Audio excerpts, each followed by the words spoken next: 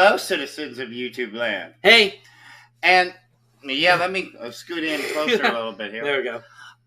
So today, it's a little bit late because Mother's Day was Sunday, and we're filming this on the Tuesday thereafter. Mm-hmm. But it is going to be our Mother's Day special.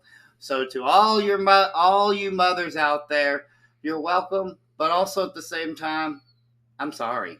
Because today's review is Mommie Dearest. You are welcome for this one, guys, because, oh man, it is going to be a blast off of hilarity, because that's exactly what this film is.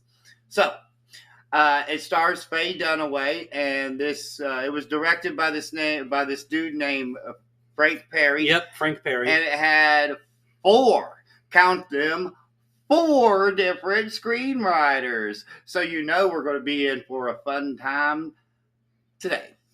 All right, hold on. Let me just... Yeah, a little info. We give you guys... We go through the stats here. So, I can tell you that... So, Mommie Dearest is a 1981 American biographical psychological drama. It is none of those things. It is not a biography. It is not a psychological drama. And it barely qualifies as a film. It is an unintentional comedy, is what it is. Alright, so it's directed by Frank Perry, and it's based upon the memoir Mommie Dearest by Christina Crawford. And it released September 18th, 1981 in the U.S., It had a budget of $10 million and a box office of $25 million. So, theoretically... it broke even. It's basically a little bit of a success. But this movie, guys, has the reputation of being one of the worst movies of all time. Now, listen. On a filmmaking aspect, no, it is not. But the script, the acting... Oh my goodness, the acting. We got to get into it though. So yeah, okay. So the film basically opens up here. Joan Crawford has risen from the grave.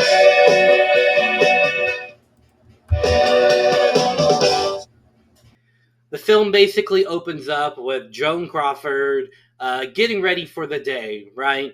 And it's this big, long, drawn-out segment, in which we finally see this movie producer guy kind of like come into her dressing room and says, "Miss Crawford," and she turns around and she says, "Yes," and this is our big reveal to Joan Crawford herself. Yeah. And so this movie producer guy is also a lawyer boyfriend for her. And she tells him, because this movie speeds along pretty quickly, guys. So she tells him while after they have a little whoopee, Yes. Is that what we're going to refer to that from now on? Whoopee? Sure. Okay.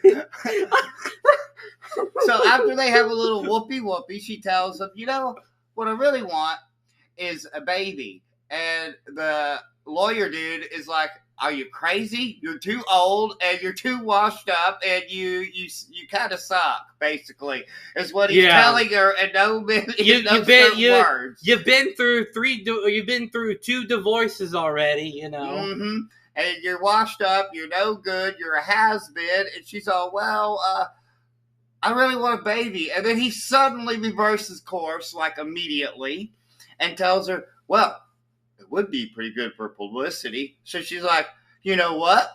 It would be. So they go to this orphanage, and she basically makes eye contact with this little blonde girl. And so she chooses a blonde baby that is hand delivered to her. And they make this quote about how she's helping all the unwanted children in the world, right? Now, this is a little bit later. I'm getting ahead of myself here. Yeah. But I have to... She's basically like, a daughter, my beautiful daughter.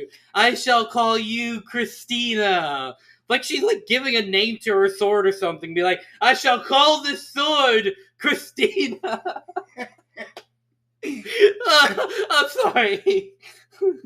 So the little girl is grown up a little bit, and we see where she busts out just straight up an entire fair for her birthday party, and it's superficial. It's all fake because it's a photo op for Christina to open her present and her mom to look at her uncomfortably.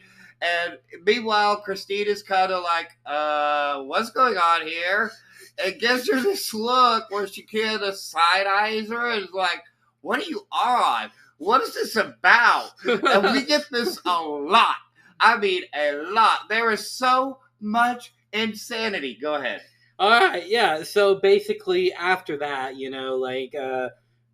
Joan kind of like starts the abuse right away. It's passive aggressive at first. Yeah, it's kind of passive aggressive at first. Also, fair warning: this film does contain depictions of child abuse. If you're not okay with that, then and all I can really say about this too, concerning the rating, because guys, it is a PG movie, but this is not really a PG movie. Okay, this is 1981 PG, which translates to at least PG-13 by today's standards. Yeah. All right, so basically after that, it kind of starts passive aggressive at first, but then Joan Crawford gets labeled as box office poison by MGM, and then she kind of says that, and then like MGM kind of like fires her in a way, but not really, because like in the film they kind of like portray it as her getting fired, but in real life, in actuality, she legitimately asked to be released from MGM, and they said sure, and it's kind of like a parting agreement. Yeah, so Christina is a little bit on the defiant side, okay? And the movie is also acting as this weird look into parenting and how not to parent. And so, guys and girls out there that are parents that watch our reviews, you well know that sometimes your child is going to test you. Case in point. Okay? So, so they're going to try to test you. And the most important thing you can do as a parent is not to stoop down to their level or to their behavior to validate the whole thing in the process. Well, this is not, and I repeat, this is not what Joan Crawford does, as she repeatedly throughout the film reduces herself and even further down than Christina, who, mind you, is being portrayed as between the ages of 6 to 10 years old throughout most of the film. So Joan needs to be the bigger parent here and the bigger person, but she can't, because also she acts more of a child than her own child does. And also, she's probably got obsessive compulsive disorder. She's probably got narcissistic personality disorder. She's probably got some elements of antisocial disorder. So there's just a whole cornucopia of mental illness going on. Also, maybe even bipolar disorder as well. Yes, probably. Also that as well. So when you combine all those are all scary to have at the same time. And you're trying to parent, she needed to be institutionalized. And today we'd say therapy and medication and things to that nature, right?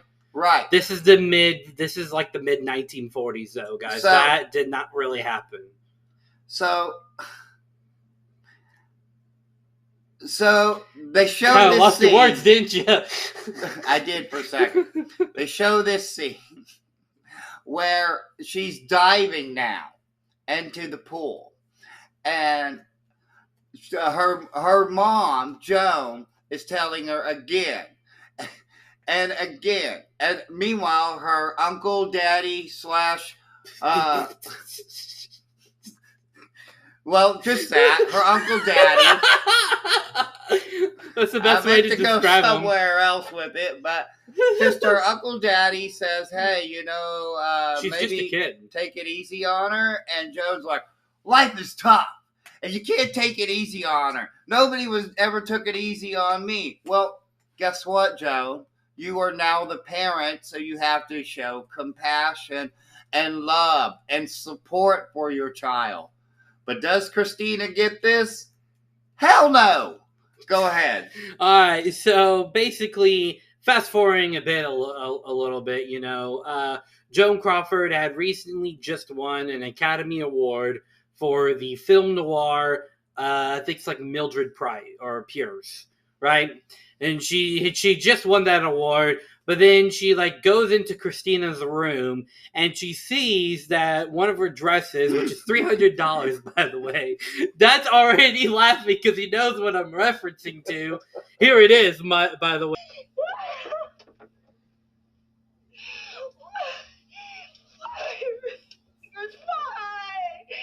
Why? Christina, get out of that bed.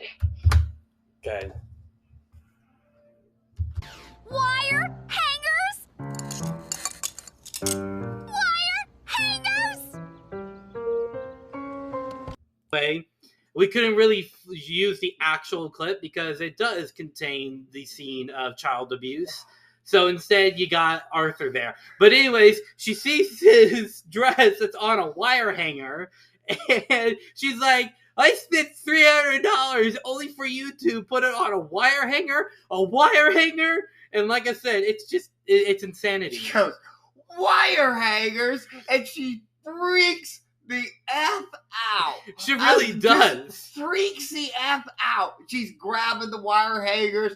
She's pulling all of the clothes out of the closet. She's making a complete mess. She grabs the wire hanger. I can't really describe what she does next because it involves her daughter, and we'll leave it at that.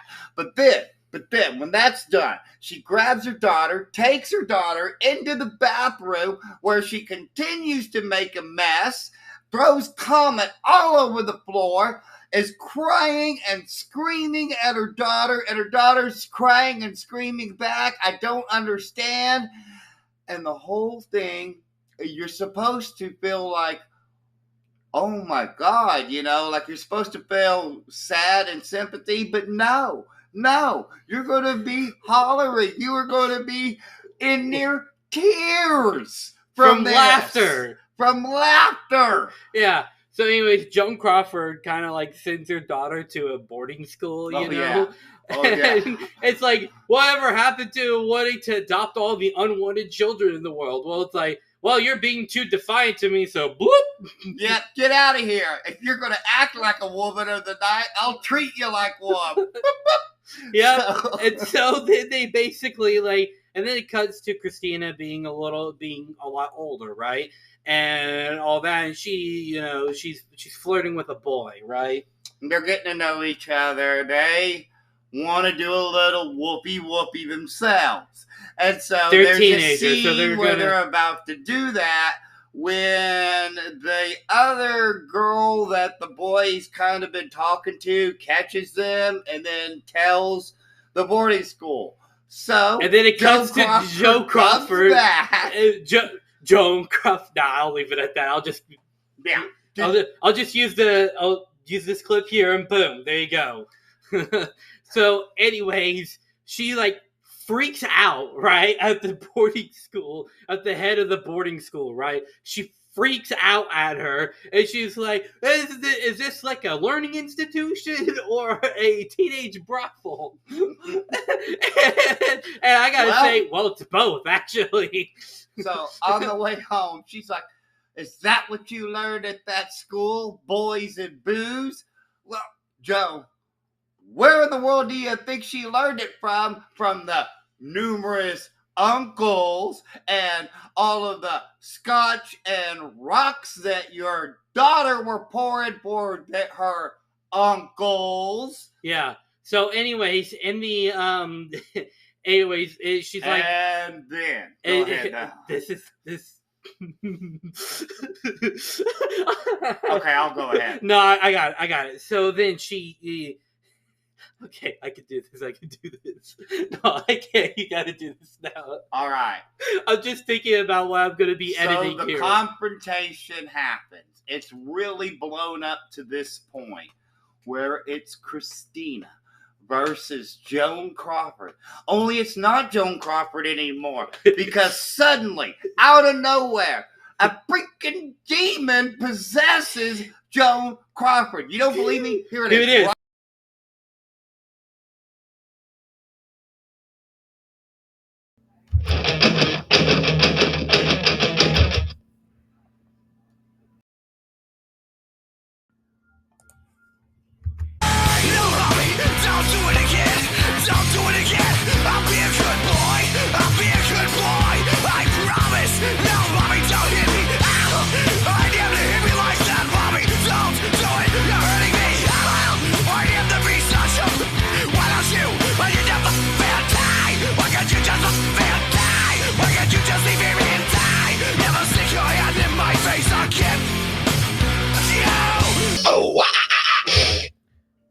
Literally gets possessed, and then you hear like the sound of sickness playing because this happens, and it all escalates, and they are rolling around on the floor, and her daughter asks her, "Why did you adopt me?"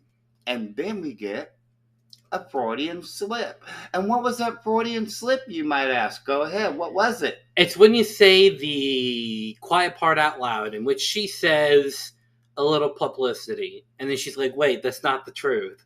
And she's like, "I think there's," and then Christina's like, "I think there's a little truth in that." And like I said, that's when all the previous stuff happens. By the way, and it's just great. So basically, Joan takes her daughter and puts her in Catholic school now, right? So, after all this, her daughter has become a bit of a successful actress. When she's got a part on a soap opera, when she develops like an ovarian tumor or whatnot, and she's going to be out for a while. So it's an ovarian tumor that had burst and caused an ovarian cyst. And so her mother jumps in like the snake in the grass that she is, like the narcissist that she is.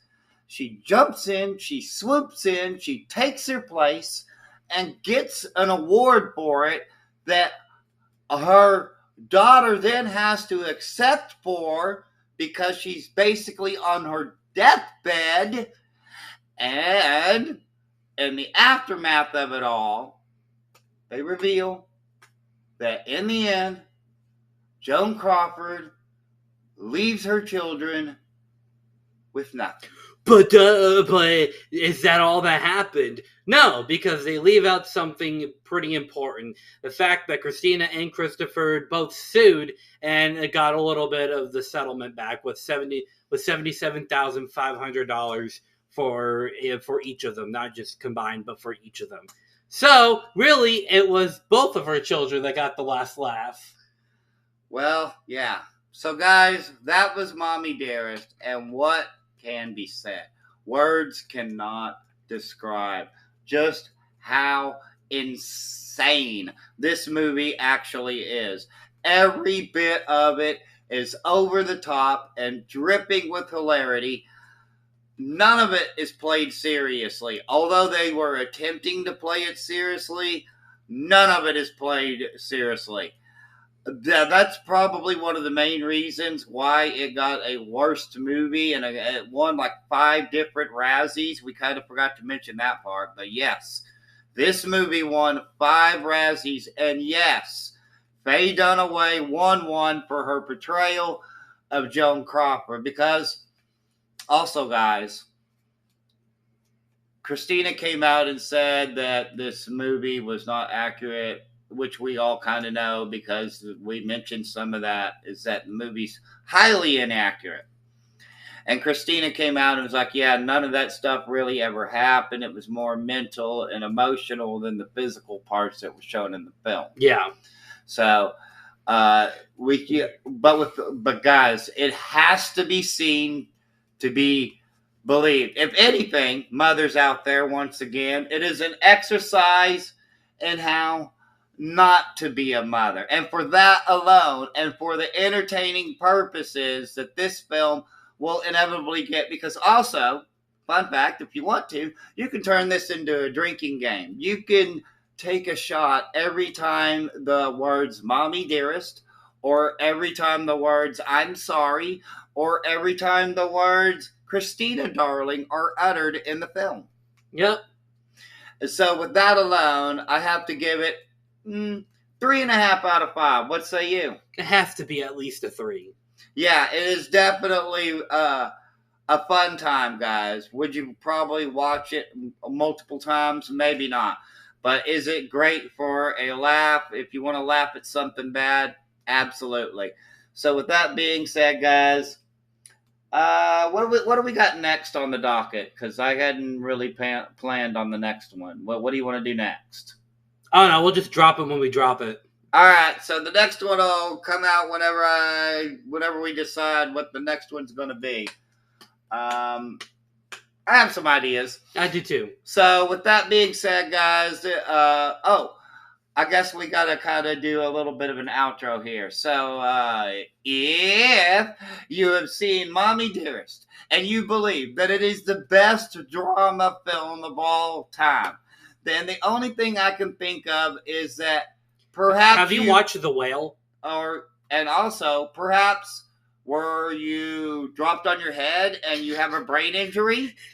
We usually be like, have you watched? That's pretty funny. But hey, also, don't pay any attention to what we think because we're just two idiots with a webcam. Our opinions do not matter, except they actually do, because we have a YouTube show, except they actually don't. So with that being said, guys, stay tuned because something's coming. And with that being said, there's only one thing left for us to say, and that, of course, is peace and love from Denny and Son. Bye.